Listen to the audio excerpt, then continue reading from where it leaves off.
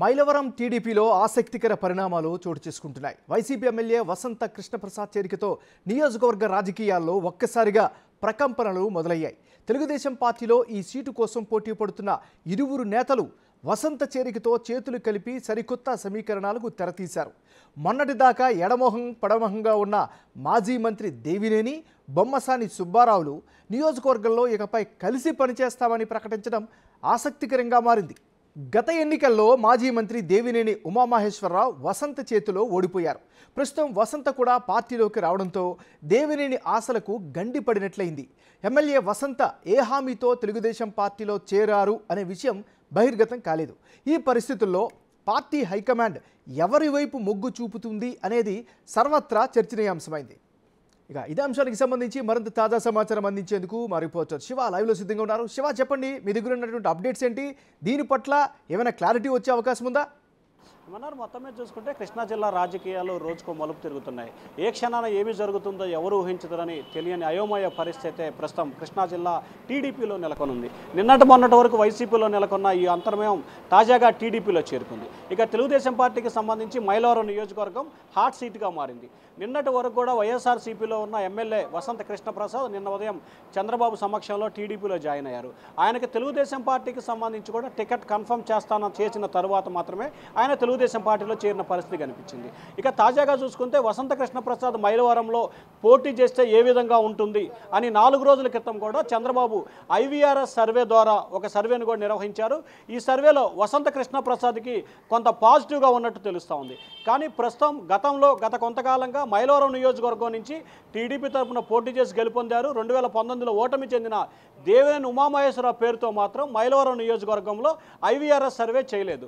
కానీ దేవినేని ఉమాకు సంబంధించి మాత్రం పెనమలూరు నియోజకవర్గం నుంచి మాత్రమే చంద్రబాబు IVRS సర్వే చేశారు. సో ఈ నేపథ్యంలో వసంత కృష్ణప్రసాద్ రాకని మొదటి నుంచి వ్యతిరేకిస్తున్నారు దేవినేని ఉమా. తాజాగా బొన్నబోయిన సుబ్బారావుకు సంబంధించి కూడా ఏదైతే టికెట్ ఆశిస్తున్నారో ప్రస్తుతం ఈ ఇరువురు నేతలు సుబ్బారావు అలాగే దేవినేని ఉమా వీరిద్దరూ కూడా మైలవరంలో కలిసి రానున్న రోజుల్లో తెలుగుదేశం జనసేన విజయం సాధించడం కోసం ఖచ్చితంగా కలిసి పనిచేస్తాం, కలిసి పోరాటం చేస్తామని చెప్పి ఒక సందేశాన్ని కార్యకర్తలకి నేతలకి ఇచ్చే ప్రయత్నం అయితే చేశారు. సో ఇప్పటికే తెలుగుదేశం పార్టీకి సంబంధించి వసంత కృష్ణప్రసాద్, దేవినేని ఉమా, సుబ్బారావు ముగ్గురు కూడా టికెట్ ఆశిస్తున్నారు.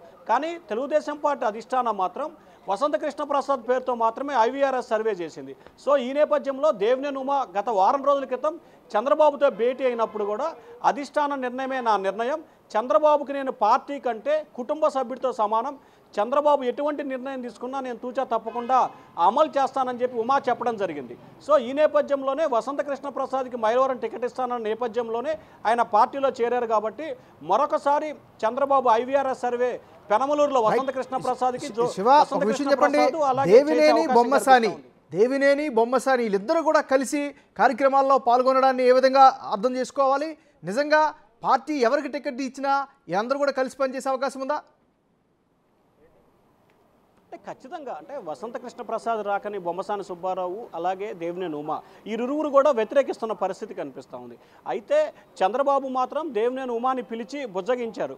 అయితే బొమ్మసాని సుబ్బారావుని మాత్రం చంద్రబాబు ఇప్పటివరకు పిలవలేదు.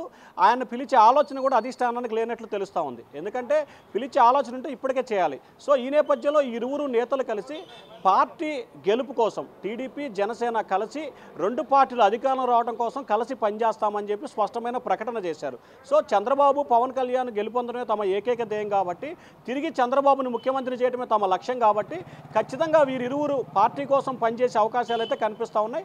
అవసరమైతే ఈ ముగ్గురులో ఎవరికి టికెట్ ఇస్తారనే దానికి సంబంధించి 1-2 రోజుల్లోనే స్పష్టత వస్తుంది.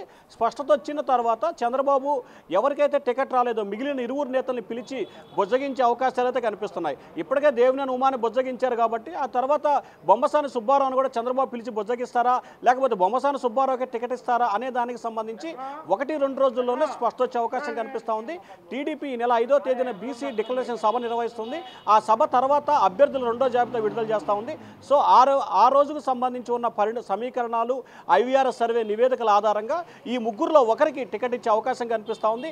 మిగిలిన ఇద్దరు కూడా ఖచ్చితంగా పార్టీ గెలుపు కోసం కృషి చేయాలని చెప్పి చంద్రబాబు దిశానిర్దేశం చేస్తున్నారు. మిగిలిన నేతలు కూడా ఇప్పటికే మేము తెలుగుదేశం గెలుపు కోసం కృషి చేస్తామని చెప్పి ప్రకటన కూడా చేశారు. MNR.